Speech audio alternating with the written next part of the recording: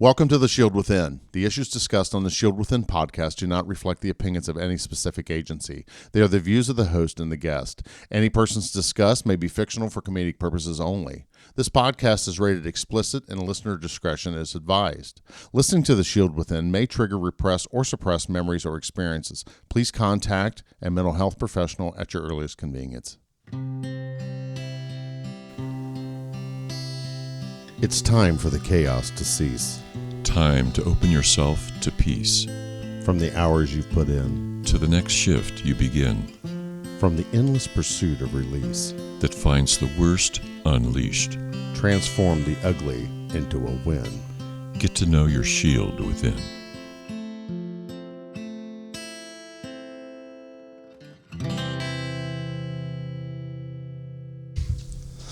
Welcome to The Shield Within.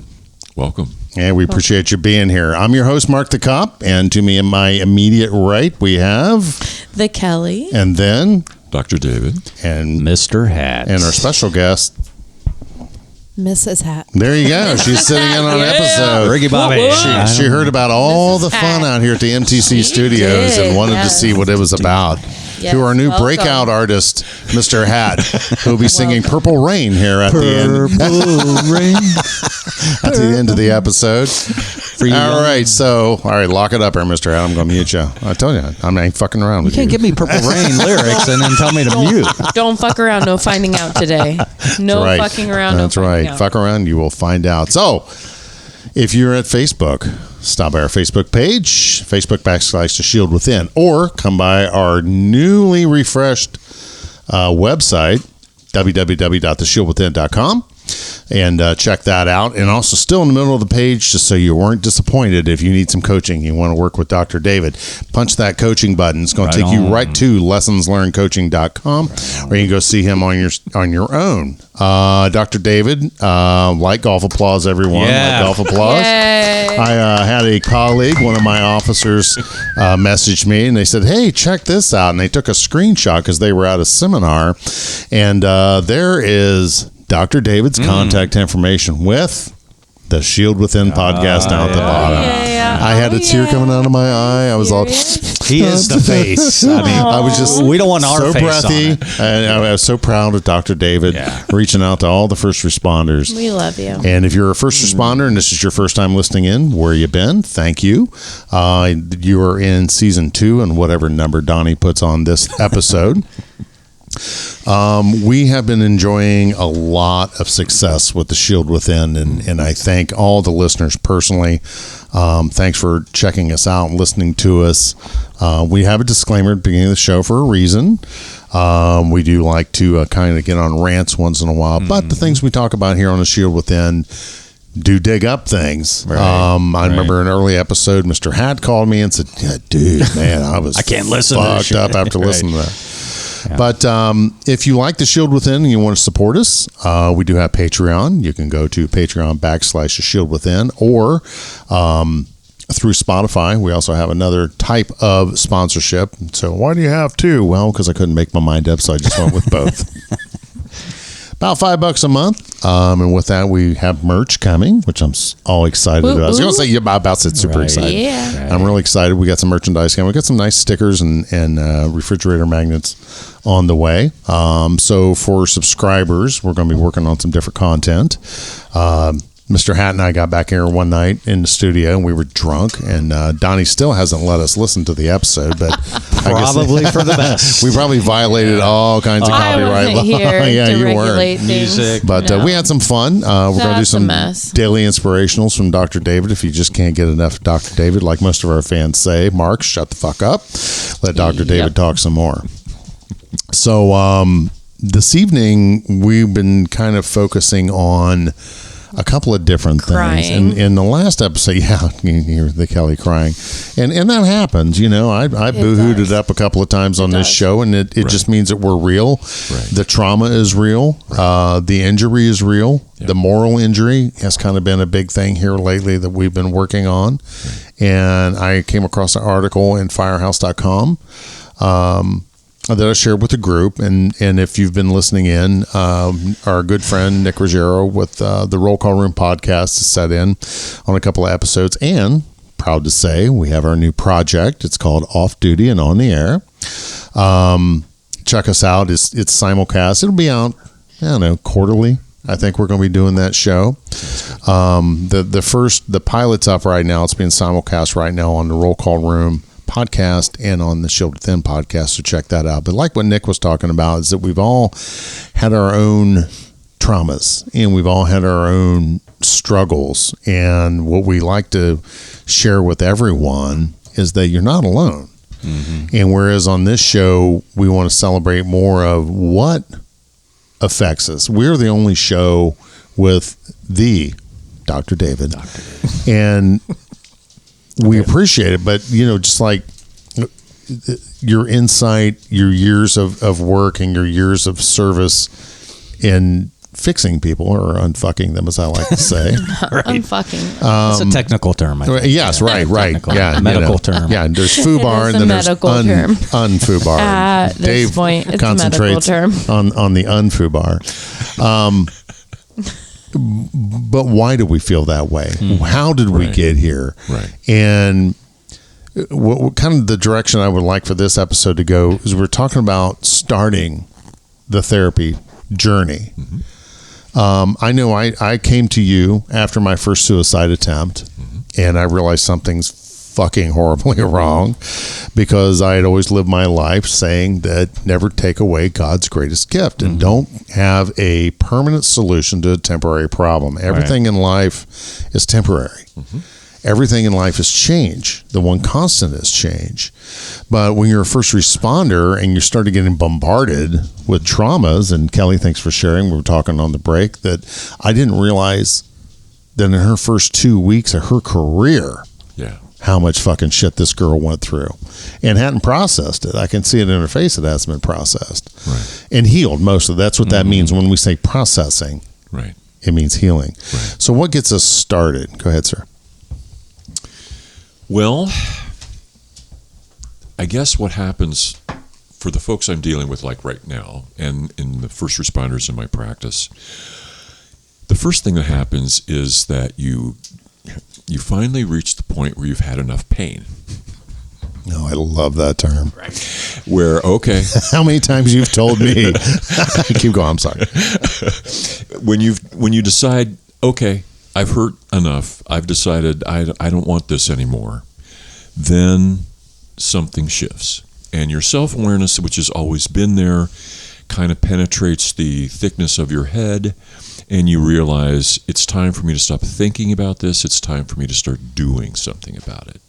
So self-awareness and an acceptance of yourself being hurt. And there's something about, again, threading all these wonderful episodes together. Kelly talked about the first 5 years in a law enforcement officer's life. You believe you cannot be harmed. You're immortal. You're invincible. And then you find out, well, that was a bunch of bullshit. And you find out in Kelly's case, in 2 weeks, that was a bunch of bullshit. Yeah. And so after a while, those experiences pile up, and your distress, your harm, the way that you're then messing up the rest of the parts of your life, your health goes downhill, your relationship with your wife goes downhill, your children go forget who you are, your husband, your morals go down the drain. Oh yeah. I mean, a lot. Why are you looking at me when you said that? So one of those, many of those things get to the point where I can't take it anymore. And a suicide attempt's a big one. It's a signal to self. Yeah. There's a lot of others too, but that's a big one. So self-awareness, self-acceptance, understanding self as hurt. That's what gets you to make the first phone call. And then when you walk in the door and you find out, I don't fit with that person. Okay, I'll give up. I'm going to go back home. I knew this wasn't going to work. Did you marry the first person you ever kissed or dated, or probably I did not? I did. Excuse me. No, okay, maybe not. I was 19. That's a whole nother. It was just a week ago, Jeff. But anyway, quit derailing the show. Go ahead there, Dave.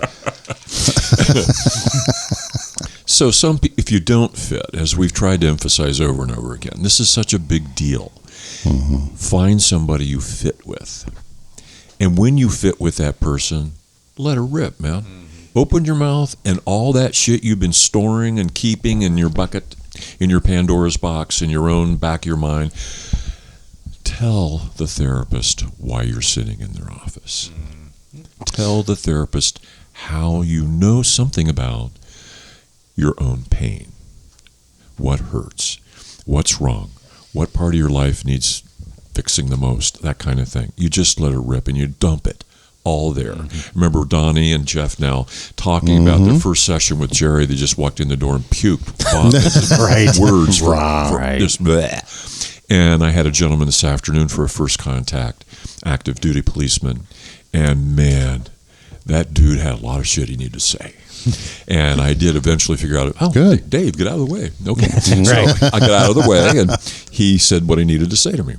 And we figured out what we needed to do with all that. But there's self-awareness, self-acceptance, and then you start making phone calls and understand you might not find that right for therapist with the first phone call, the first visit. So we talked briefly on a past episode. You were talking about what's a good way to find that person. You talked about the freebies. I love talk this. about that a little bit. This is something that a lot of my folks I've been coaching with lately have been telling me they've done, which is really cool. And I haven't found any therapist yet who's saying, no, I won't do that. What I recommend is if you are thinking about going into therapy, any person for any reason, that you call 3 therapists that you think you might fit with, whether it's insurance or money or location or hours, days of the week, whatever the variable is. Yeah, I think that person would be a good fit for me. Well, call that person and you ask for 15 minutes free time where you check out the fit. Yeah, you might not tell them a lot of stuff about your shit, and they may not tell you a lot about what they got to offer. You only got 15 minutes, but in 15 minutes that your intuition probably will tell you there's a fit here, there's no fit here. Right. And if there's fit there, go for it. Make an appointment and work the work. If there's no fit there, then you call number 2 or you call number 3 until you find that's the right fit. And then you know you can do the work. So, and I had to step out, give my little doggy some attention. Did you talk a little bit about what would be like 5 questions? Yeah. So you call somebody on the phone and you meet the person and you want to know several categories of things, just a little bit. Like number 1, you want to know the pragmatics. How much is it going to cost? What days of the week? What times of the day? How often are we going to see each other? What's the length of time between appointments? All those practical things, because you're probably, if you're in law enforcement, a first responder of any flavor, you probably don't want your department to know that you're seeking therapy. Absolutely. So you want discretion, and you want to know that I can arrange my schedule so that nobody notices I'm leaving every Wednesday at 4 p.m. to kind of early. And then, so you want it to be discreet, you want it to be convenient, and you want it to be at least somewhat cost effective. Right. And you want to have sessions that are fairly close together. If you get, and this has been happening a lot, you get a first appointment and then the next appointment is 6 weeks later. Man, that doesn't work real well. So I would say if you get into somebody and you're feeling really good about the fit, but they're like a 6-week thing, man, I'd say get me on a cancellation list. I'll take 15, 30 more minutes of your time between now and that appointment. I don't want a 6-week gap here. Yeah. Right. Or you go home and you go, you know what, I'm going to call number 2. Because I don't like this 6-week gap thing. I fit really good with number 1, but I don't like that shit. So you call number 2, you meet that person for 15 minutes, you find out the fit's better, and I can get you in 2 weeks. Perfect. Now we're in a groove. We can set our schedule. I can kind of get my own work schedule arranged, and we can get the work done in a consistent, regular basis. So I think there's a lot of variables involved there. Second, you check your own shit out while you're in the room with the individual. Okay, what does that mean? What am I feeling right now? Oh, okay. What am I going? What's going through my head as this person's talking to me? Do I feel myself restraining myself? Like, ooh, I can't tell that person that. I can't tell that person that. And then the next time you have a freebie, it's like, I feel completely easy, and I don't have any of that tension about speaking. I can just talk. Big deal. So you pay attention to what's going on inside you as you have that 15 minutes. Third, tell the person a little bit why you're there. A little, just a snapshot. I'm sleeping for shit. My appetite's to hell. My wife hates my guts. My kids have forgotten my first name, and I've forgotten all their names. Right. Birthdays, ages, grades in school. Yeah. Okay, you give them, and you want to hear what their response is. What did they center on? What did they focus on? You give them sleep, appetite, work attendance, depressed mood, and too much drinking. Okay, which of those five? You're describing Mr. Hat. I'm sitting right here, David. And the Kelly. And the Kelly. There you go. Yeah. Let's not deter. It was Marc the Cop, but I just masturbate all the time. What a Your kids are grown. Kidding. Anyway. So you listen. What's the therapist pick up on? Does it pick up on the drug and alcohol thing? Does the therapist pick up on the depressed mood, the work attendance? Does the therapist go, wow, that's a lot of shit. What about this? Takes you someplace you didn't think you were going to go. And then, was that beneficial? Was that hard? Was that easy? Did it take you someplace that, whoa, little light bulb up in your head? You pay attention to your own responses, and you pay attention to what the therapist pays attention to. Right. Okay. And maybe last, and I can't remember what I put in the text, but I'll try. I'll come up with something right here. Last, I would want to know how my access to that therapist will be long term. If I'm a first responder, I can assume safely that by the time we finish the 400 resolutions for all the shit that's happened to me up to now, that I will have more. And I want to be able to know I can call you in a month, a week, a year and say, okay, some more shit happened. It's time. I want to know I can get back in to see you without having to wait 2, 4, 6, 8, 6 weeks, months, whatever it takes. Right. I want to know I'm in your practice now. If I have an emergency in 6 months, can I call you and get in? Right. That's a big deal for my folks. I'm not giving my counselor's name. Yeah, he's booked now. He's already booked. Right. Yeah, he's too full. So let's say, and this came up, I was speaking with a colleague, and they hadn't been to their therapist in a while. And I said, you should probably make an appointment. Well, how do I do that, they say. So we'll call them up and say, hey, I need in. And I use this analogy. It's like taking your car in for an oil change. Hey, I haven't been to Jiffy Lube in a while. Everything all right? Yeah, well, I just need an oil change. Sure, come on in. And is that how most therapists will look at it? You know, it's not like, have you been seeing someone else? Right. Are you cheating on me? Well-oiled. Like, I've been going to the same barber for 30 years. I don't want to be like, am I cheating on my barber? I'll stay the hell out of that place because your hair looks like shit. Anyway, sorry. I'm just messing with you, Mr. Fashion Hat. tips from the Shield with that. That's right. You wear a hat all your life. What'd you say it looked like an outing at the From the assisted living Yeah, the assisted facility. living. Yeah, it looked like we all just climbed off the shuttle bus and rolled into the Cracker Barrel. You did. I did not. Dr. David, can I get a haircut schedule on these fellas, please? Right. I do want a David haircut, though. I would love to You look gotta like let that shit dude. grow. He Right, dude. doesn't have a I know. haircut. It's I'm gotta not look. sure what you mean It's the Father Time by look. that. Such So insight. anyway, Thank you. So it's okay to reach back out to the therapist if you've been feeling good for a while. Hey, you've been doing good. You're working your steps or whatever you're doing.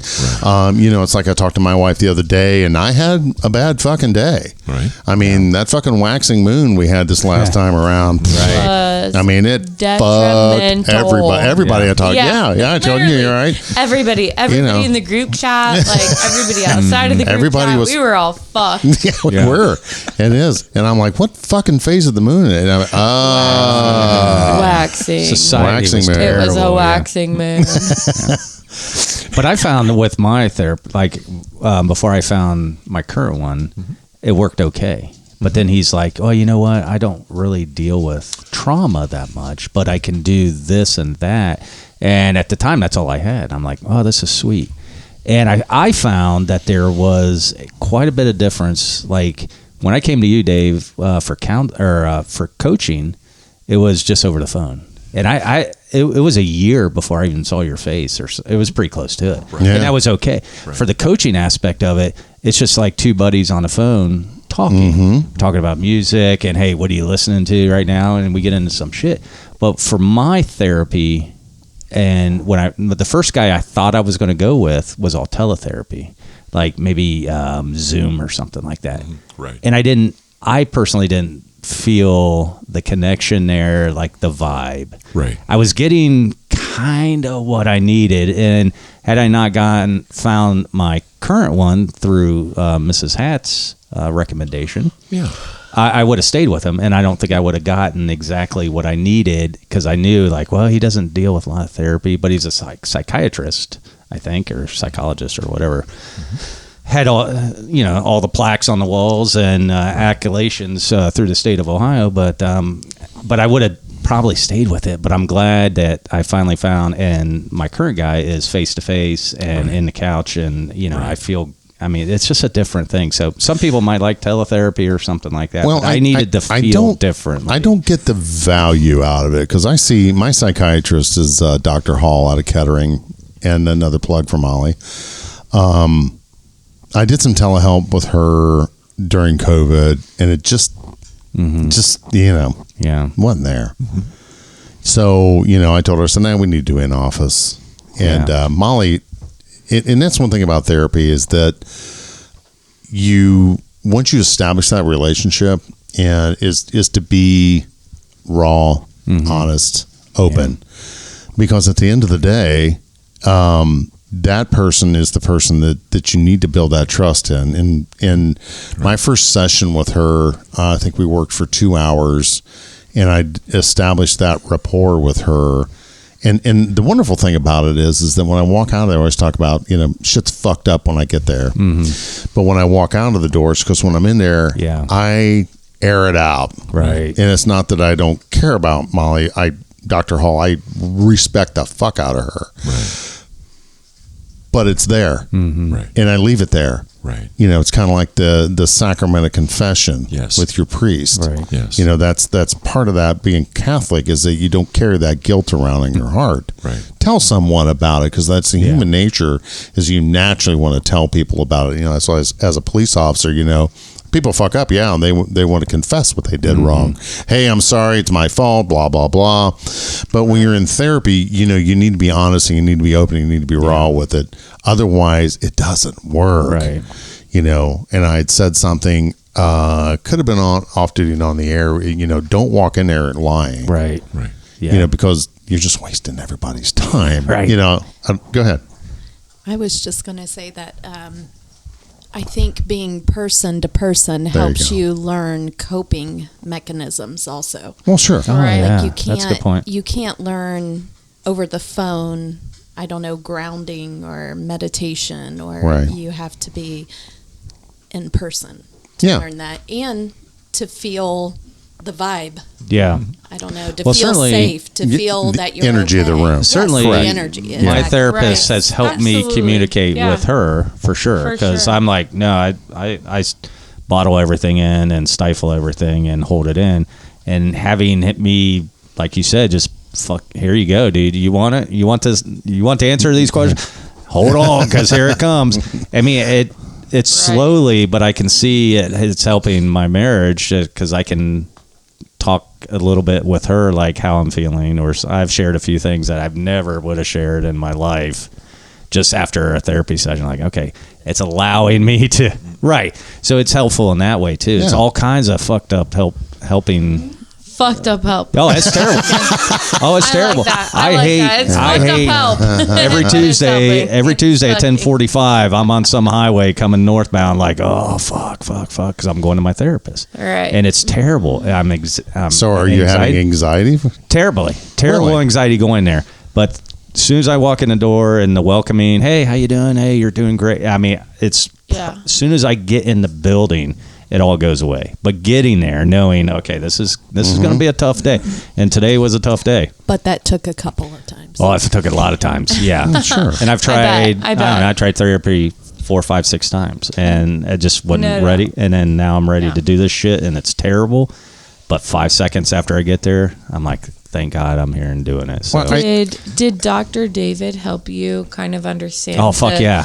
The aspect that they would take, or like this situation that they would take. Yes. Moving forward. So absolutely, 100%. 100%. And it was just that, like that coaching. It's like I don't know. It's more to it, but it's like, hey, I'm talking to a dude that I can talk to about dude stuff. Before he trusted the process. But getting back the feedback from it in a therapist kind of way, I probably would not have been able to be where I'm currently at in therapy had I not had that coaching prior to. So, and that support. And, and Dr. Dave was like, dude, you're responsible for accountability, all this kind of stuff. He wasn't just he didn't tell me everything I wanted to hear. No, I mean, he gave me some hard realities throughout the thing. Like, hey, dude, you're saying that, but is it maybe this or that? And I'm like, let's, David, if you could, a lot of friends, real quick, Sarge. I had a lot of friends talk about how they didn't realize the aspect that therapy would play in their life, I think.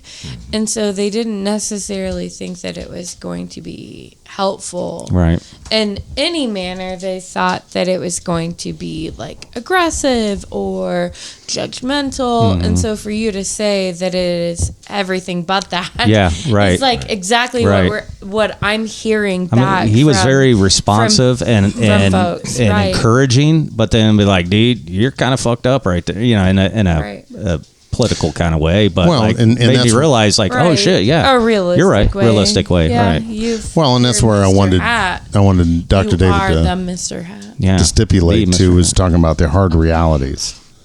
So David, how do you approach that with someone?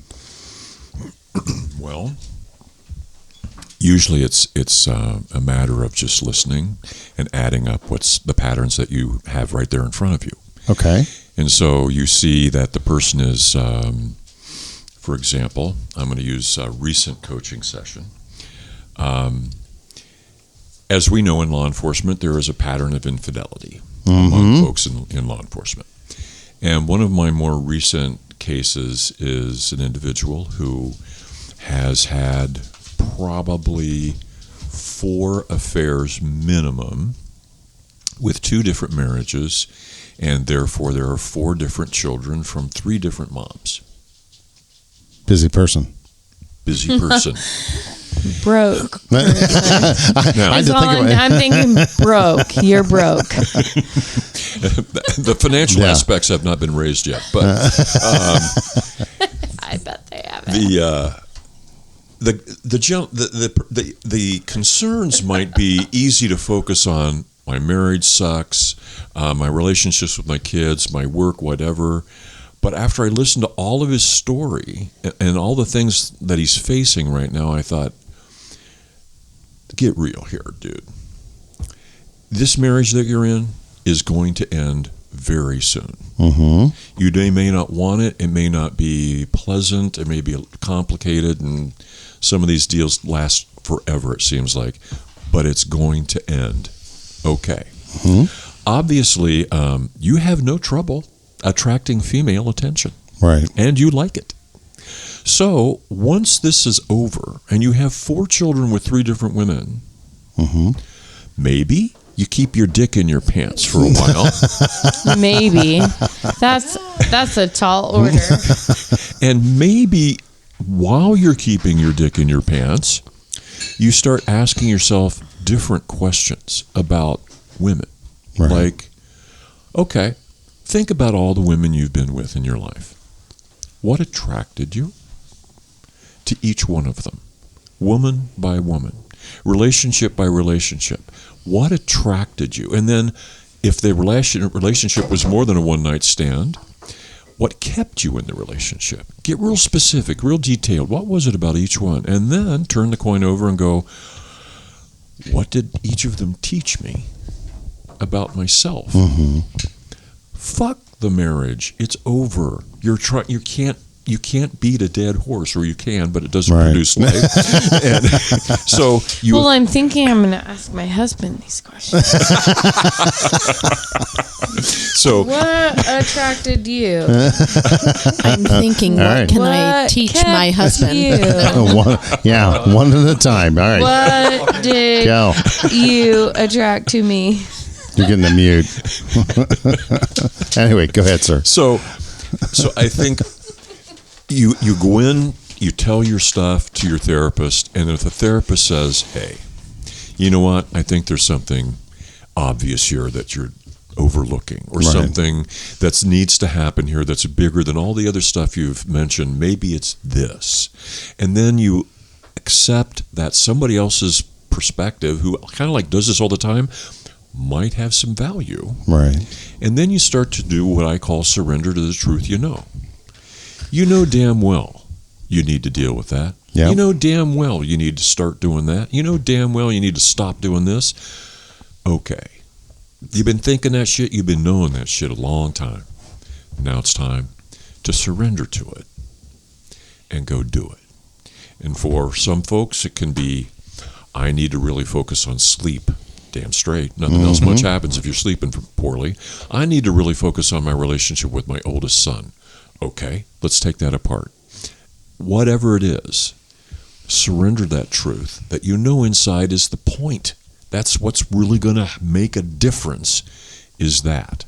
Surrender that truth. Right. So we get you get a colleague or a client that's it's coming pretty regular, and then they kind of start falling off the schedule instead of saying, hey David, I think that I'm going to make a change, or do you got some recommendations, because I really need some deeper trauma work like EMDR or hypnotherapy, or or the person that they're just not working the program. They're just they're not surrendering to the truth. They're not employing the 4 F's. I loved the way you see, because you said to me, well, you're just not enough pain. And I really remember that session we had that day, and I'm like, why, David? Why isn't this happening? And you said, well, you're just not in enough pain. And I went, it was kind of a fuck you moment, to be honest with you. Like, you know what? Fuck you. Sure. But you said, no, it's true. Mark, let's lay this out. And you just flip back through my small phone book worth of notes that you took, and you're like, A, B, C, D. Double D, double E, yeah, double F, that's right. Triple G, triple I. No, now you're getting my favorite bra sizes. But anyway, weird. That's really big. That's like really weird. Hey. Anyway, no judgment. See, you learn things about MPC on the Shield Within. But yes, I do. But it's surrendering to the truth, and it's making those hard decisions. It's just like with your one colleague there, you've been through several marriages, or, they all seem to end the same way, or you get the person that's, enamored with that. I call it the puppy dog effect, where it's, it's all new and blah, blah, blah, blah, blah, and how your farts don't even stink. And, I'm just so in love with you. And then, that relationship, I don't know, it matures and then it just kind of falls away. Right. But, the hard work right now, the hard work in marriage is where I am now, after being away from Susan for so long, and then coming back together. And it's kind of like, getting to know one another again. Yeah. And then also it was recognizing with her, I'm going to go ahead and share this. So if she gets mad, then I'm sorry, honey. But I recognized that she was hurting, and there was a part of her that she needed to do some more work, and I had to draw a boundary. And I said, look, we can't do this, because I'm not the same dude anymore. And where we got is that I have rage issues now that is very difficult for me to control at times. Now, through my work, you ground, you breathe, you divert. Right. But on this one afternoon, she was kind of like needling. And that side of me, that violent side of me, started coming out. And finally I say, you need to shut the fuck up because you're putting yourself in danger right now. Yeah. So we're just going to stop talking and we're going home. So we went back to the house and I let it cool off for a couple hours, and then her and I sat down and we talked about it. Old Mark would have done that. Right. We just wouldn't talk about it again. Right. It'll go away. Yeah, it'll fix itself, right? It'll fix itself. Absolutely. No, it doesn't. No, and I didn't want that festering. And I said, look, because of my anger, because of my rage, because of some of my unresolved trauma that I'm still working on, Sure. this comes out. Right. And I don't want to be there. Right. So please, when I say please stop talking, take the palm of your hand, put it over your mouth, and pinch your nostrils and stop fucking talking. Please. Because I'm trying to control this beast right now. And by that continual, you're putting yourself in danger of me. I was in fear of myself. Right. So, and then we talked a little more and she said, yeah, we really need to work on more for her. Mm-hmm. And I'm very proud of her for taking that next step, but it's getting to know one another again. Sure. It's getting to know, and I've inflicted a lot of fucking trauma on her, and I know this. Right. But it's working through that. Right. So on that, which kind of divert a little bit. So you get the guy that's not working the program, that doesn't, they're going to therapy, but they're just kind of like saying, yeah, I'm going to therapy, but they aren't doing anything. And I'll just direct it right back at me because I remember one day you like, what are we doing here, Mark? And I said, what do you mean? And you're like, look, dude, you're paying me a lot of fucking money to just come up here and bitch. And if that's what you want to do, hey, man, have at it. And I said, yeah, that's what I want to do. And you're like, okay. You put the notebook down and I just blah, blah, blah, blah, blah, blah. And you're like, and we're out of time. And out the door went. So that went on for a while, didn't it? Right. And then finally one day I came in when I was in enough pain. Right. And I said, let's fix this. And you're like, fuck yeah. Right. And you want to see Dr. David? You want to see Dr. David get fucking jacked? He got jacked. Yeah. And that's when I stepped through the doorway of EMDR. Mm. Right. But that was 2 years, wasn't it? 18 months? 18 months. Yeah, and I was every other week. And when I first started, I was there every week. We were there. It was kind of weird because your schedule right at the beginning of the treatment, we had a bunch of sessions in a row, and then we had a gap of like 6-8 weeks while Christmas was on. And there was other stuff going on. Mm-hmm. So we knew that walking into this holiday season. Mark's going to be gone. I'm going to be gone. Yeah. Let's get a lot of shit done right now if we can. And we were able to do like 4 or 5 sessions in just a few weeks. Yeah, and it was a nice way to start things. You get in, you get working, you understand after a while that there's going to be pauses in it. Mm-hmm. Everybody's got their own timing. I mean, I can't say, I have a lot of respect for who Joe Terry saw in Cincinnati. Yeah. I have, she's awesome. The time I looked at her website, I've done some research into her, neat lady. But she tells people at the beginning of treatment, you have this kind of trauma, it'll take this many sessions. Really? And I'm like, huh? Yeah, that's where I am right now. It's like, what? Yeah. And the way that I have to do it for me is that I have to leave it open-ended and work the work on the client's timetable. So may I ask a question? Please. Get up in the microphone. So for Susan here, who and Mrs. Hatt, right?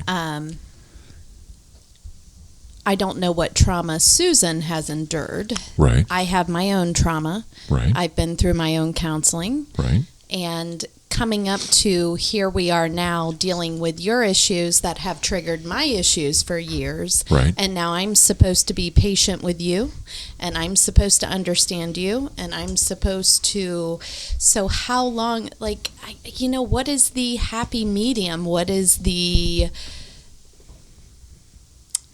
I don't know. Like I hear Mark saying, I'm telling you to stop right now, but there was something clearly that triggered his wife too. Oh yeah, she was triggered in the situation that she was in. So basically, understand my trauma, but I'm not understanding your trauma. Well, and that's how, I mean, so when you're going into that situation where you each have trauma, and you're saying to me, understand my trauma right now and shut up, but I'm not going to understand your trauma. Well, like, but it is a very, and I get what you're saying. You're saying for your safety or your I was about to fucking Decker was where I was going with that. I get that. Yeah. But I just don't. I just like I. Well, but that's an easy way. How do you help a wife or a spouse of first responders being like, I know your life was fucked up too. I know you've dealt with a lot of trauma, and my trauma and the way I treat you is now messing with you. Right. How, first, okay, this happens a lot. It's a very common question in my coaching. Yeah. I have a lot of first responders, and I have a lot of family members of first responders. And there's a ground rule I work on real early on with these folks. If the focus is going to be the conflict between the spouses, or sometimes with a kid, in a couple situations, an adolescent child. You'll encounter all kinds of things. Yeah. So I say, you've both been through trauma. It's being added to every shift. That's how I think of it. Theoretically, every shift you put that gun on, shit could happen.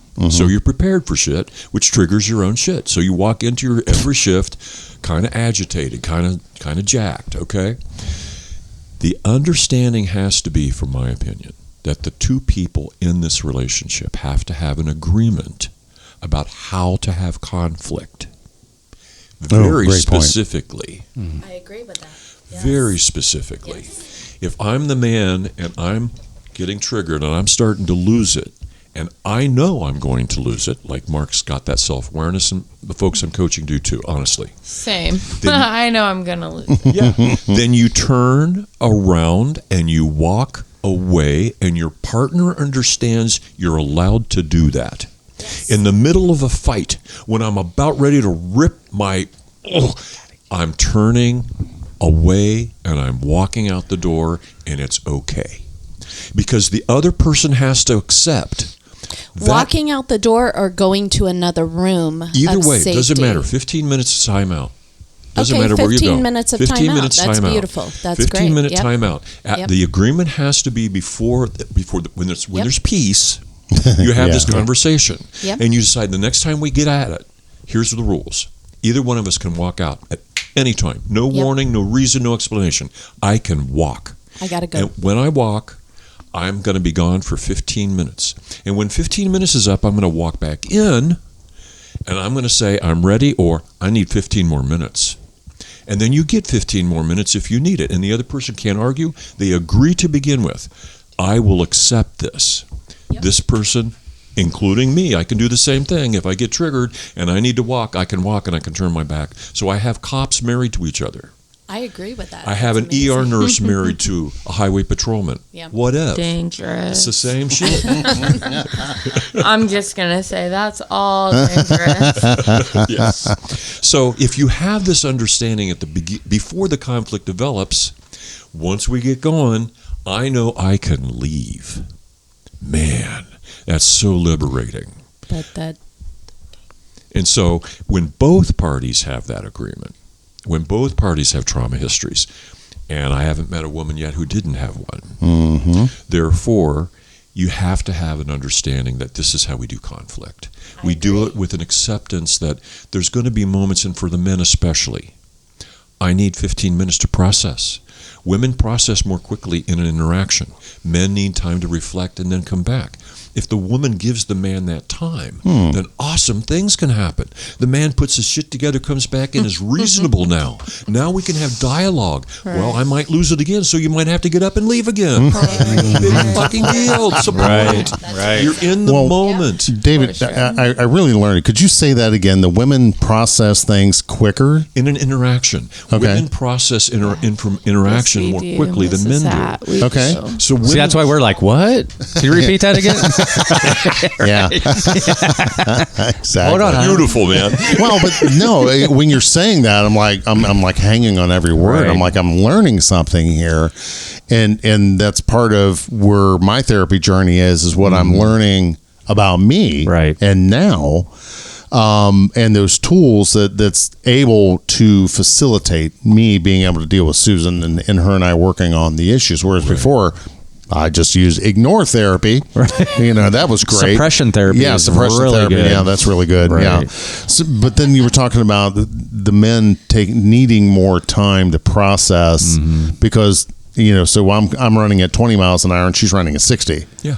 And she's processing the information so much more. So, we have a thing in law enforcement called the OODA loop. Was it orient, observe, orient, decide, and act. There we go. The OODA loop. So I used to get so pissed off at Susan because, I just solved this problem that she gave me 10 more. And I'm like, I can't keep fucking fixing, this issue, and then see that's giving me this awareness that guilty. She's processing that quicker than I am. And I would just get frustrated, and double barrel middle fingers, and out the door I went. Right. And then same for me as a female who is doing the same things you're doing with a male on the other aspect. Right. Right. So and then you have high function. I would say my husband is unique. Yeah, he is. He has the patience of Job. He is.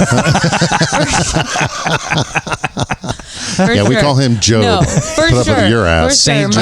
My husband is incredible in all aspects. He's a super dude. Highly functioning. He is. He is super intelligent. But at the same aspect, he's still a victim to my processing of the incidents that I've been through. Yes. All right. So I got to share this story. That's funny to you, but no, this is hilarious. Everybody's going to love this. So you witnessed what I put this.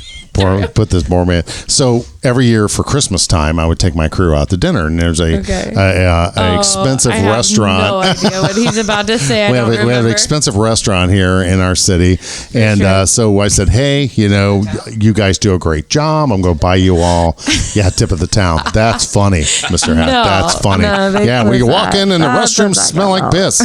But anyway, cold water cafe. Yeah.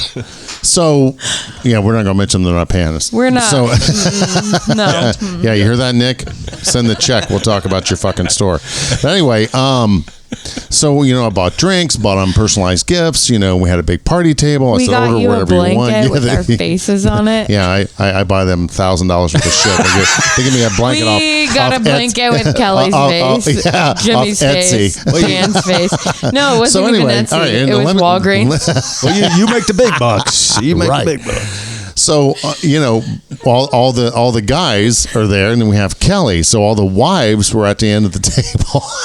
So Kelly put Mark down with the wives. The spouses are at one end of the table, and we were all. I said, "Wait a minute, why are we all sitting together?" The crew was sitting together, and they made the spouses sit down at the It's other like an 8th grade dance where all the boys are over here and all the girls are over here. Where do I sit my husband? I don't know. Poor Mark. He's like, "What the fuck? I'm down here with all these women. I don't know any of these people." And the women are like, "Hey," and they're all like nurses and highfalutin women. They're very, very successful women, mind you. It was just so funny. Poor Mark's sitting there. One's a therapist, right? One's a physical therapist, right? And the other one's a crackhead. I'm kidding. She was a crackhead. I don't recall what she is. No. I'm fucking around. But anyway, that was funny. But it's just some of the stresses that you have in law enforcement is like, your situation's different, whereas you come home and you have a husband that's I don't want to say disengaged, but he's like, okay, that's cool. Yeah. But, but then on the other side of the coin, you have us, we come home and we talk about the goofy, well, we were told don't share that shit with your wife. Right. They're not going to get it. Right. I'm upset and don't add that trauma onto her. Right. You're not going to understand what we just saw. But I was told that you're saving her by not doing that. Right. Don't do this to her. My wife's like, but Mark, you're hurting. Let me be. No. It's like, don't come in here and, I'm going to give you the plague. Right. So I was never able to share those experiences with them, which is shitty information. So, but isn't that what develops bad connections outside of your marriage? It disconnects. Sure. That's exactly. Yeah, well, it disconnects from you. And it depends too, because because I wanted to know. Yeah. I mean, and you want to know, but did my husband want to know? He does. I think he does. He didn't. Well, and everyone's a little bit different. Right? I overshared, and so Sergeant Basie helped me because I was oversharing, right? So in the beginning, I was telling my husband, I would think Mrs. I was too much. I went to the Waiting for God apartments and saw this dead I need dude. you to quit whatever you're fucking doing because it was so overwhelming for him, but he didn't understand that and I wanted to share that I was safe. I think that's personality difference though. Oh yeah. That's But when you grow up in a family that doesn't share, don't share anything, then you go into an organization, it's like, hey, don't fucking share anything. Right. And so I'm not going to go share anything. But she's the opposite. She wants to know everything, but I'm like, well, I ain't saying nothing. But you know what? I grew up where I wasn't though. Yeah, but I was. That came through counseling. Right. But that's either way. I don't. That's isn't that what balances the world out? That you balance each other out. Well, and that's a good segue. What you kind of wrap us up is have that balance. Right. Have that balance of your workday. Have that balance of your entertainment time. I'm going to say this till I turn blue in the face. If you're going to work that 20 hours of overtime, motherfucker, you take 20 hours of vacation. Right. Deprogram. Right. Shut off the cell phone. Fuck yeah. Shut off cops. Absolutely. Don't be watching cops or the homicide hunter or on patrol or whatever. Shut that shit off. Canard. And go back to those people, as Dr. David was talking about. Go back to the people that you used to hang out with. Right. Don't. F's. And if someone wants to talk about, hey, what was you ever shot anybody? No, but tell them something goofy. Right. The funny stuff. Don't forget to laugh. I put 35 pads on a person. Yeah. Oh, AD pads. Yeah, that's the peanut butter straw. And we shocked the shit out of her. I don't know what pads were taken, but thank God. put them all on there. He kept Did you her learn that alive from the Office episode of CPR? Yeah, exactly. David, wrap us up. I would just like to make a request to our listeners as we wrap up today. We've done 2 episodes where we've talked about moral injury, primarily in 1, and therapy, primarily in number 2. I'd like each of those people listening in any line of work, it doesn't matter, read about moral injury. Listen to what we've talked about with moral injury, and I'd love for you to reach out to Mark or I, or any of our team members, and let us know if you believe you've been morally injured. I'd like to hear that story. I'd like to know the example, the process. Did you get therapy for it? Who did you see? Did you talk to a pastor? The spiritual element of it all. Anybody listening who can ask themselves and answer the question, yes, I have been morally injured. We would love to hear that story. We would like to start having a greater understanding of what this means and how we can be beneficial to the other people who are listening. Awesome. And how you can do that, you can either go to www.theshieldwithin.com. There's a message button on there, which comes straight into my email. You can go to our Facebook page. Our daily posts now have a message button. You can hit that, or you can email realmarkthecop@gmail.com. All that comes straight into my phone. I'll be able to forward that right on to the team. Great. Or if you know our team members personally and you want to message them, I'm sure they would be happy to forward that along to us. Again, we appreciate each and every one of you listening. I want to remind everyone to please go to either Apple Podcasts or wherever you find us at. We're on all major platforms. Please like, share, and follow or subscribe. It's free. And that really helps us out in the business. And please leave us a rating, preferably a 5-star, and give us a little bit of something on there. You can say I like cats, or my life wasn't complete until Mr. Hat came into it, whichever. But that all again adds to our podcast rating. And if you see our posts on social media, we're on Instagram and Facebook. Hit that like button, and what that does is that facilitates sharing this show and with others, so they can find themselves the way you did. You found us in the Shield Within. Perfect. And thank you very much, guys. Great show. Donnie, cue the music. Cue the music. May your days and nights find you strong and safe. May you take your place as your family's face. As you do the shit that we won't do. As you embrace the risk you must go through. May you grow in strength and heal and find your heart, your soul, and your mind. You look at your life and grin. You have a home, the Shield Within.